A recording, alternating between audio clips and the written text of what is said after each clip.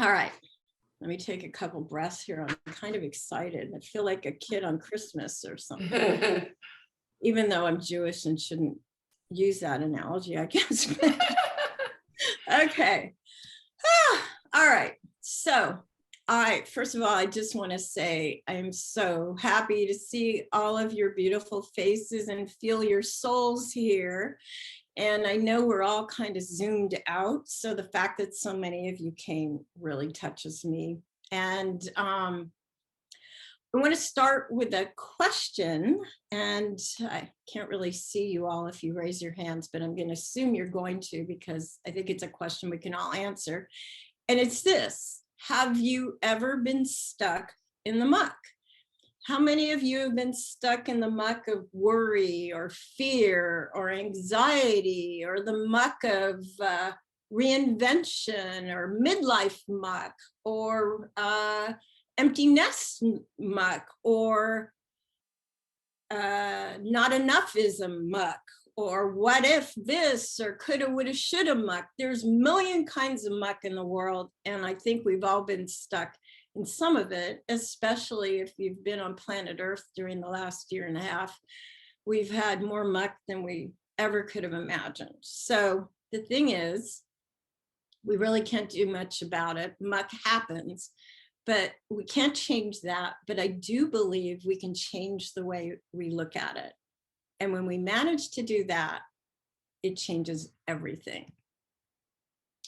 So what I'm going to do right now is tell you about a little bit of my muck and my muck to magic story, in hopes of it inspiring you to look at your story in a new way. So here goes. Whoops. Oh God, this is what I was afraid of. Okay. Once upon a time, this is, talk about muck. The gods are just fucking with us now, aren't they? Excuse me. All right. Once upon a time, I had it all: the big office, the big salary, and a really, really big job title. I was the only female senior vice president, creative director at one of the largest advertising agencies in Los Angeles. I was in charge of creating award-winning advertising, gazillion-dollar commercials for brands like Acura and Honda, kind of like Don Draper, but without the martinis or the cigarettes. It was the kind of job I dreamed of in my 20s, but in my 40s, it looked a lot better than it felt. It felt like I had to zip up my true self in order to become executive woman. My real self wanted to get out. I felt like I was imprisoned, but my bank account wouldn't stand for it. I had a small child at home. I had aging parents who were struggling with their health and had big problems with their finances. And my soulmate husband, Will, happens to be an entrepreneur, which I don't know if you know this, but that's French for no health plan. So we all really needed my job. But at 50, I lost that job and found myself sobbing in my backyard. They said it was cutbacks, but it felt more like ageism and sexism to me. But whatever you call it, I was stuck in the muck of worry, fear, and now what? So I'm a big asker. I believe in asking the universe, and especially when we're so stuck in the muck and in so much fear and anguish. I said a prayer in my little backyard in Westwood, California, near the 405 freeway, and I asked the universe, am I too old to reinvent myself? Please give me a sign. And I went for a walk with my dog Lucky in the neighborhood. And when I came home, I got a sign, all right. I just didn't know what it meant. There in my backyard, without a pond, without a fountain, were hundreds of red dragonflies. I'd never seen a red dragonfly. I had no idea that they traveled in mass, but there they were, whirling and twirling over our outdoor umbrella like a dragonfly ballet. I was so excited. I felt like a kid seeing a merry-go-round for the first time. My heart was leaping. And those dragonflies just had this light and this energy that was stirring. And I just had never felt anything like it. They stayed for 4 hours the first day and came back for 3 more days. By that point, I thought, maybe I'm a little cray-cray, you know, like, is something wrong with me? They would come for 4 hours. My husband would come home from work and they'd be gone. And I think it felt like I was hallucinating or something. So I went next door to my neighbor, Julie, who's here tonight, and I asked her to come over and make sure I wasn't seeing things. Julie's very grounded, and I'm not always so grounded, but she confirmed that I was not hallucinating, and there were indeed hundreds of red dragonflies in my backyard. So at that point, I did what anyone would do. I started Googling dragonflies like crazy. And when I did, I discovered something I'd never heard before. I read that dragonflies spend most of their life crawling in the muck at the bottom of a pond. They stay down there for up to 4 years. They don't have wings. They're just these creepy, crawly insects who shed their skin and grow new skin up to 15 times down in the muck. And then when seemingly random day, the dragonfly crawls out of the muck onto a reed or rock into the sunlight and takes her first breath of fresh air, and her wings unfurl. It turns out the whole time she was in the muck, she was growing her magical wings. Well, I was blown away by this.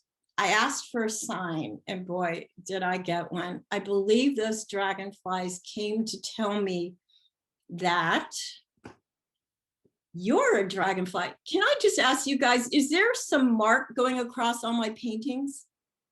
No? Okay, sorry. I just see that and it's a little distracting. Right in the middle of my story. Okay, so I realized that the dragonflies had come to tell me, you're a dragonfly. You've been growing your wings while crawling in the muck. And it was so touching to me because they don't even get their wings till later in life. So it was as if they were saying, don't worry, it's never too late to soar. And this experience, this mystical, magical experience, gave me so much hope and encouragement and made me feel like I'm not alone in this world, that there's a force beyond me that's guiding things, supporting things. And it just made my heart feel so good. And that really would have been enough, but it was just the beginning. Everywhere I went, I started seeing dragonflies. It was insane. I'd be driving along Sunset Boulevard. A dragonfly would drive across my windshield. I was walking on Hollywood Boulevard. There were dragonflies. One day I was going to the dentist in Beverly Hills, and there was a big fat red dragonfly right on the street in front of me. I mean, what was it doing? Going to Rodeo Drive shopping? It was nuts. Then they started showing up on every freeway. And, you know, in LA, we have a lot of freeways. There were dragonflies on the 10, on the 405, on the 110, everywhere. So I felt there was this force or this message that they wanted to give me, but I really wasn't sure what was going on. And then the dragonfly coup de grace was when my husband and I were up in Ojai, California. For those of you who don't know, Ojai is this magical little town about an hour and a half from LA, where I'm so lucky I live now. But at the time, my husband and I were at the Ojai Valley Inn, and we were going to lunch across the lawn. And there, under this gigantic, majestic oak tree, was another swarm of red dragonflies. And I said to Will, okay, that's it. These dragonflies are trying to recruit me. they're after me. I think they know that I'm a copywriter and a branding specialist, and they want me to get their story out into the world. And as you can see, that's exactly what I'm doing.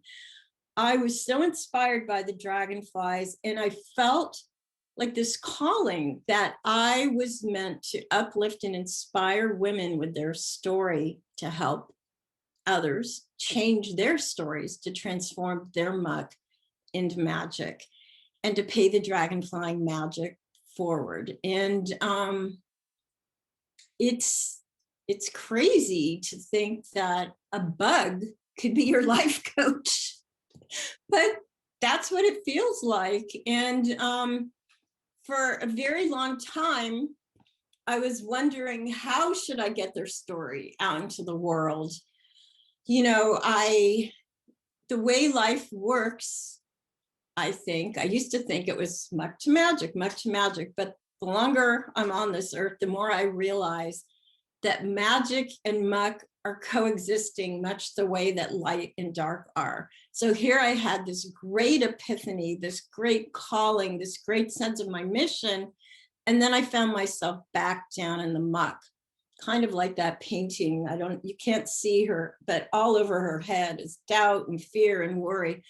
That's how I felt. It turns out that losing my job at 50 was not the worst thing that ever happened to me. Almost losing my only child to addiction was. And I found myself in the deepest muck you can imagine. If any of you have dealt with addiction, you know what I'm talking about. It's paralyzing and overwhelming, and nothing in life prepares you for that kind of muck. But I was also very frustrated because I'd had this kind of revelation, and then I felt paralyzed. I knew I needed to create something from that experience, but I didn't know what, and I didn't know how. All I could do was be like the dragonflies and crawl around in the muck and feel my feelings and accept and surrender. And it was so uncomfortable. But again, being a big asker, while I was in the muck, I asked the universe, please show me how I can share my story with others. And one day, it was kind of like the dragonflies. I was just sitting in my chair, frustrated that I couldn't come up with anything.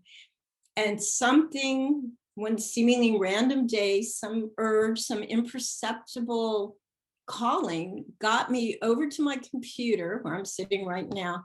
I sat down and I received what I could only call a spiritual download. It was like these words just flew into my head, maybe on the wings of dragonflies, but I received this poem, and it starts, have you ever been stuck? So stuck in the muck with the yuck in the gut that you thought, what the muck? And it goes on from there. Somebody recently said my book is like, oh, the places you'll go for grown-ass women. And I love that description.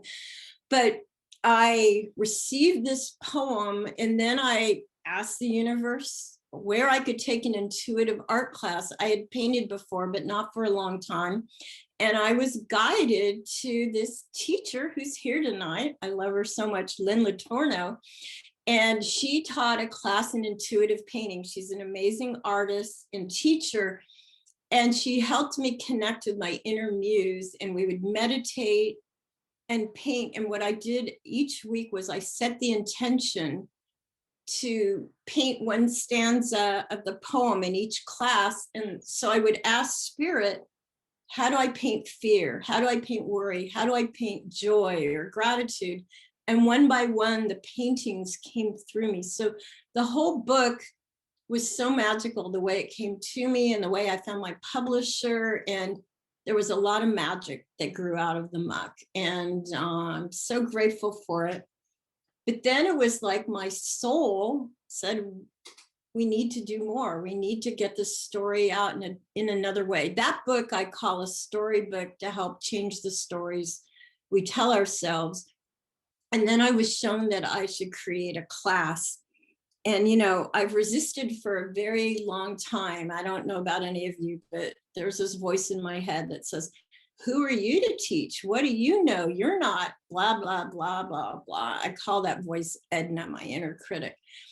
But through the years, healers and psychics and channels have said, you're a teacher, you need to step into that. So I finally did.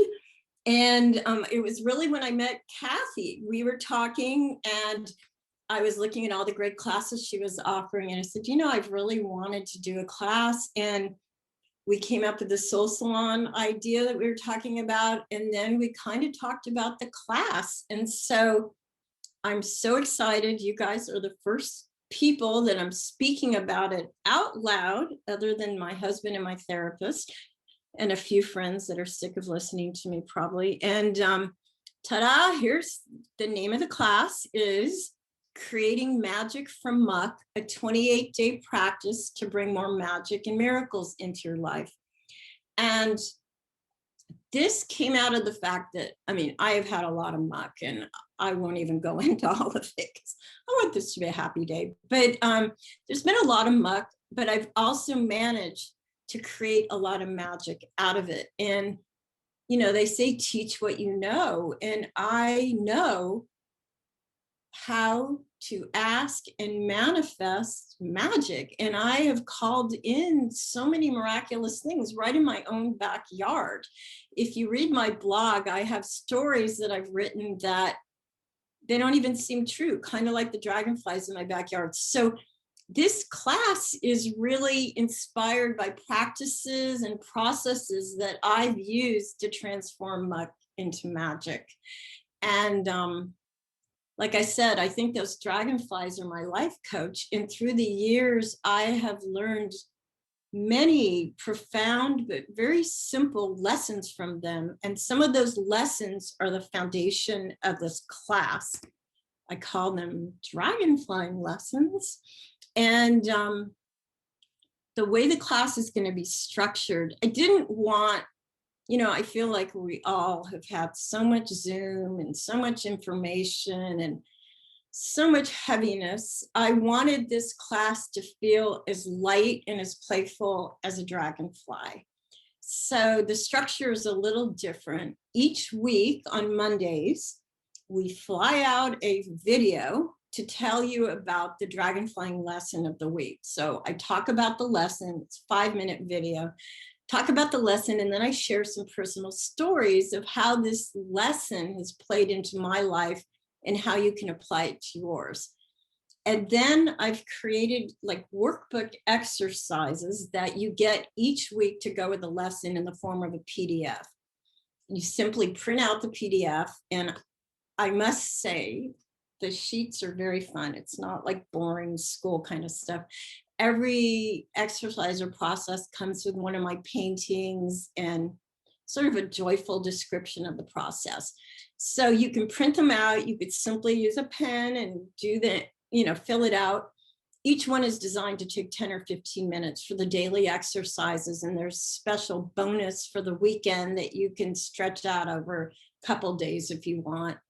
And, you know, if you miss one, you can do it the next day. This is not like brain surgery. This class is about leaving your mind behind and tapping into your creativity and your intuition, which I think are the most powerful tools for transformation that we have.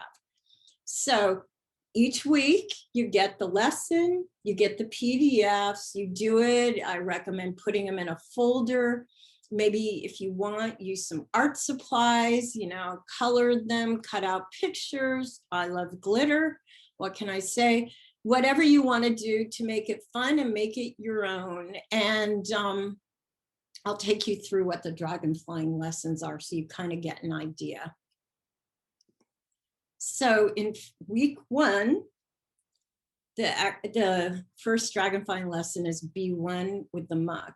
And that week, we're going to crawl around in some of those uncomfortable feelings and old stories and habitual beliefs that keep us stuck in the muck. And we're going to look at them and bring them out into the light. And through that process, I'll bet you discover some real gifts hiding in your struggles. So that's the theme of week 1. Week 2 is dragon flying lesson number 2, nourish yourself. And when dragonflies are crawling around in the muck, they eat everything in sight. It's very nourishing down there. Bugs, I don't know if that's on your diet, but I don't recommend us stuffing our faces. This is more about feeding your soul. So then practices and exercises for week 2 are about self-love, self-nurturing, and self-acceptance, kind of like the hug in my painting. Week 3, dragonfly lesson number 3 is follow your flutter. So when I told you about the dragonfly, that something urges her to climb out of the muck into the light, it's like an inner instruction, an instinct. You could call it your intuition, the voice of your heart. I call it your flutter. It's that little feeling, that yes that you get inside your heart. And the exercises and practices for week 3 are about creating the space to really listen to your flutter, to pay attention to it, to start to trust it, and ways to use it in your life. And I don't know, this is really important to me. I feel like the best decisions I've made in my life were when I followed my flutter instead of my brain. I mean, I got engaged to my husband in less than 2 months, and we've been married for 35 years. I decided to move out of LA after seeing a house for 15 minutes. Like, I'm big on following the flutter. So we've got exercises to help and support us in that process. And dragon flying lesson number 4, I call this the Las Vegas dragonfly, is let go, let magic. When dragonflies are in the muck, they keep shedding old skin and growing new skin, and that is their process for growing their wings. And I feel that we have a lot of letting go to do as well. So some of the exercises are about letting go of our new story and creating new ones. And some of them are what I talked about a little before, about asking the universe, about setting intentions, affirmation, manifestation, all those delicious things that help you call in your heart's desire. So that is basically the 4 sections. I kind of call all this the way of the dragonfly, because it's all things that I've learned from them. And it's really changed my life. Bugs have changed my life. What can I tell you? So if you're feeling a little flutter inside and might be interested in this class, let's see, today is June 2nd. It starts on the 14th. The first dragon flying lesson lands on Monday, June 14th. That's when you get your first video in PDF.